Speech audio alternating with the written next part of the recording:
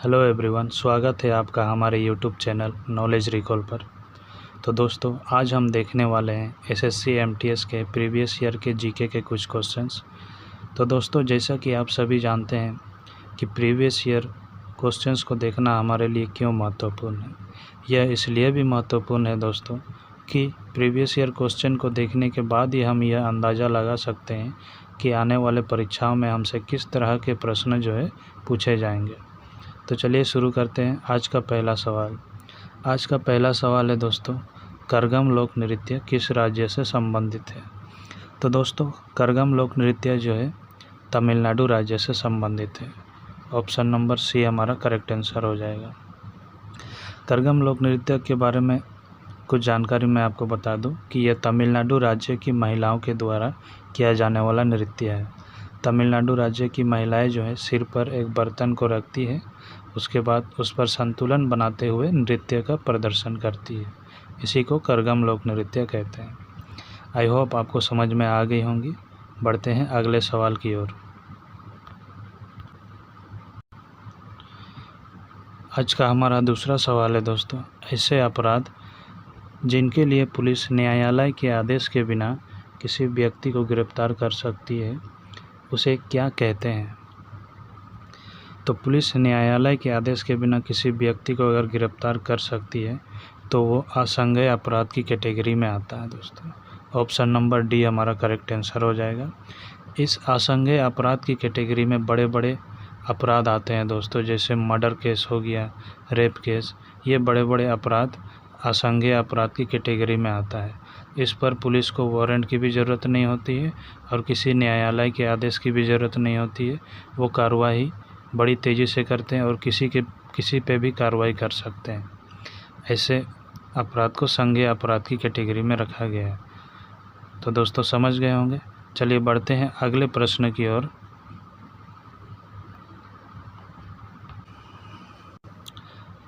तीसरा सवाल दोस्तों, सोने की खदान के घसने के कारण खबरों में रहा सिंजियान प्रांत किस देश में स्थित है।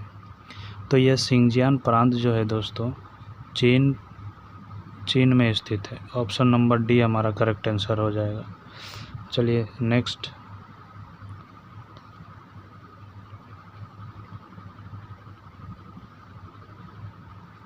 चौथा नंबर सवाल है दोस्तों, मैग्नस कार्लसन निम्नलिखित में से किस खेल से संबंधित है।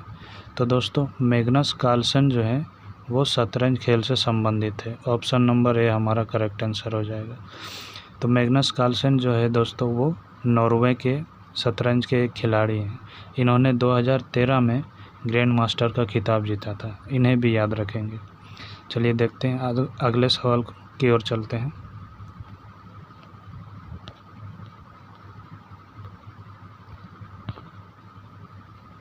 पांचवा सवाल, 18वीं शताब्दी में ब्रिटेन में सूती कपड़े उद्योगों के विकास का क्या परिणाम हुआ। तो सूती कपड़े उद्योगों का विकास का परिणाम दोस्तों, हमारे भारत में कपड़े उत्पादन में गिरावट आई। ऑप्शन नंबर ए हमारा करेक्ट आंसर हो जाएगा। नेक्स्ट।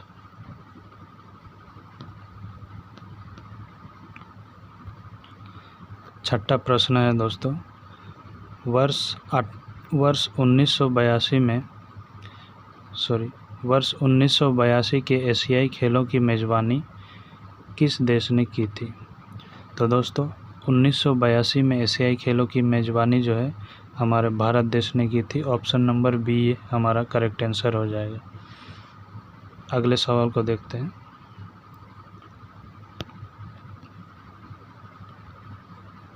सातवां सवाल कह रहा है दोस्तों, एस्किमो किस भौगोलिक क्षेत्र से संबंधित है। तो एस्किमो दोस्तों ध्रुवीय क्षेत्र से संबंधित है। ऑप्शन नंबर डी हमारा करेक्ट आंसर हो जाएगा। ये एस्किमो एस्किमो क्या है दोस्तों, एस्किमो एक जनजाति है जो कि ध्रुवीय क्षेत्र में निवास करती है।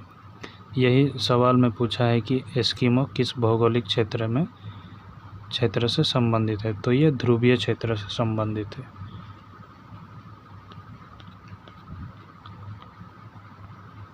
8वां प्रश्न है दोस्तों, भारतीय संविधान की प्रस्तावना में किसी व्यक्ति की गरिमा को सुनिश्चित करता है। तो किसी व्यक्ति की गरिमा को क्या सुनिश्चित करता है? तो वह है दोस्तों बंधुत्व जो है वह किसी व्यक्ति की गरिमा को सुनिश्चित करता है। ऑप्शन नंबर सी हमारा करेक्ट आंसर हो जाएगा। बढ़ते हैं अगले सवाल की ओर।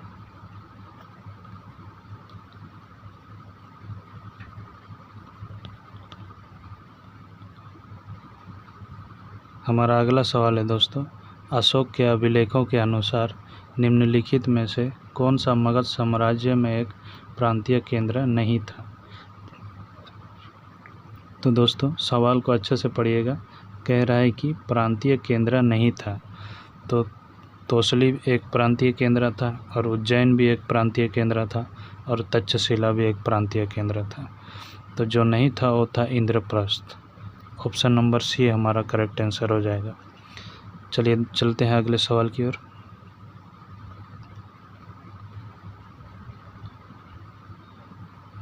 सवाल कह रहा है दोस्तों, विश्व बैंक वर्गीकरण 2020 और 21 के अनुसार भारत किस श्रेणी में आता है?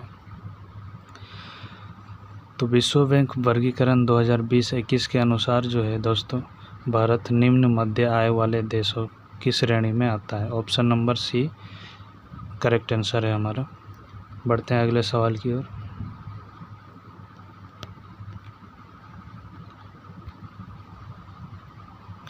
सवाल कह रहा है दोस्तों, भारतीय राष्ट्रीय कांग्रेस का पहला अधिवेशन कहाँ आयोजित किया गया था? तो दोस्तों आप सभी जानते हैं कि भारतीय राष्ट्रीय कांग्रेस का पहला अधिवेशन जो है वो बम्बई में आयोजित किया गया था। बढ़ते हैं अगले सवाल की ओर।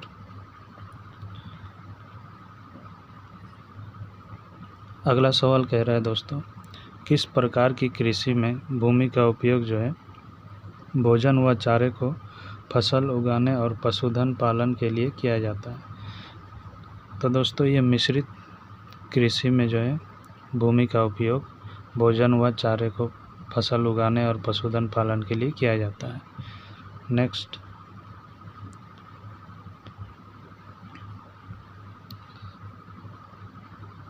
13वां नंबर का सवाल है दोस्तों, निम्नलिखित में से कौन सा अरुणाचल प्रदेश का एक कृषि उत्सव है जो गालो जनजाति द्वारा मनाया जाता है? तो वह है दोस्तों मोपिन। ऑप्शन नंबर डी हमारा करेक्ट आंसर हो जाएगा। मोपिन जो है ये गालो जनजाति द्वारा मनाया जाने वाला एक कृषि उत्सव है। नेक्स्ट,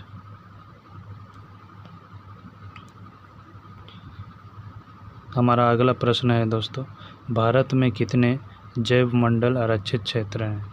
तो दोस्तों भारत में टोटल जो है 18 जैव मंडल आरक्षित क्षेत्र हैं। ऑप्शन नंबर ए हमारा करेक्ट आंसर हो जाएगा। अगला सवाल, हमारा अगला सवाल है दोस्तों, वर्ष 2023-24 के बजट के अनुसार सरकार द्वारा प्रत्येक 1 रुपये की प्राप्ति में कॉरपोरेशन टैक्स कितना होता है? तो दोस्तों प्रत्येक 1 रुपये की प्राप्ति में कॉरपोरेशन टैक्स जो है वो 15 पैसा होता है दोस्तों। ऑप्शन नंबर सी हमारा करेक्ट आंसर हो जाएगा। बढ़ते हैं अगले सवाल की ओर।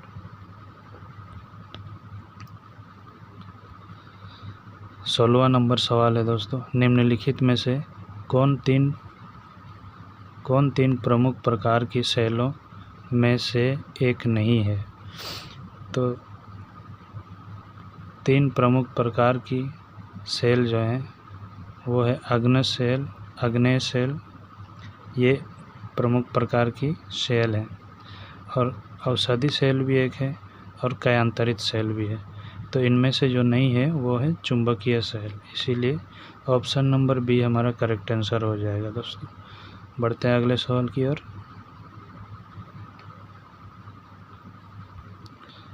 हमारा अगला सवाल है, the race of my life किसकी आत्मकथा है? तो दोस्तों दौड़ से संबंधित है, ऑब्वियसली मिल्खा सिंह ही होंगे इसका option number B correct answer हो जाएगा, Milkha Singh. The race of my life की आत्मकथा जो किसकी है? मिल्खा सिंह की है। चलिए नेक्स्ट,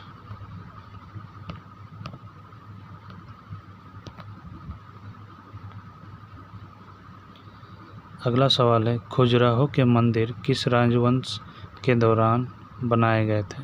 तो ये चंदेल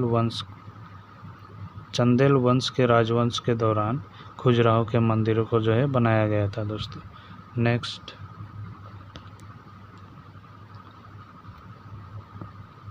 अगला सवाल है, गैर नृत्य राजस्थान के किस समुदाय द्वारा किया जाता है?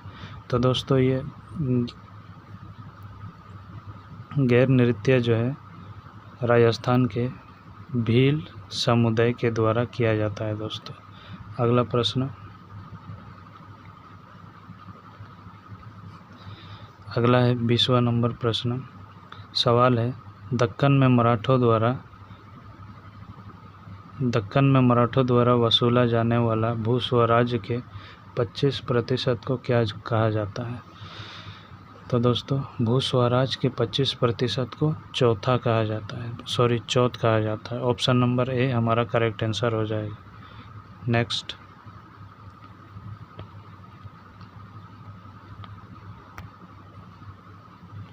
अगला सवाल है दोस्तों, इलियास खां का जन्म लखनऊ के संगीतकारों के घराने में हुआ था।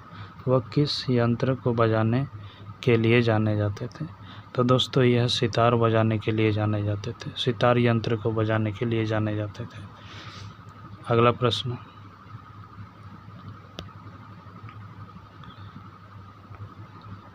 हमारा अगला प्रश्न है दोस्तों, मानव शरीर का सामान्य तापमान कितना होता है? तो सर सभी जानते होंगे मानव शरीर का जो है सामान्य तापमान 37 डिग्री सेल्सियस होता है। ऑप्शन नंबर ए हमारा करेक्ट आंसर हो जाएगा। अगला प्रश्न, तो ये दोस्तों आज का हमारा आखिरी प्रश्न होगा।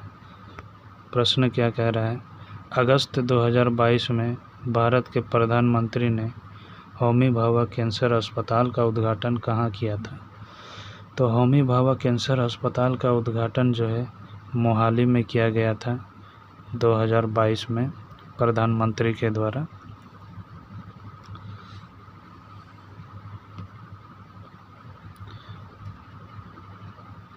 तो दोस्तों आई होप इन सवालों को देखने के बाद आपको यह अंदाज़ा लग गया होगा कि एसएससी में हमें किस प्रकार के प्रश्न हमसे पूछे जाते हैं।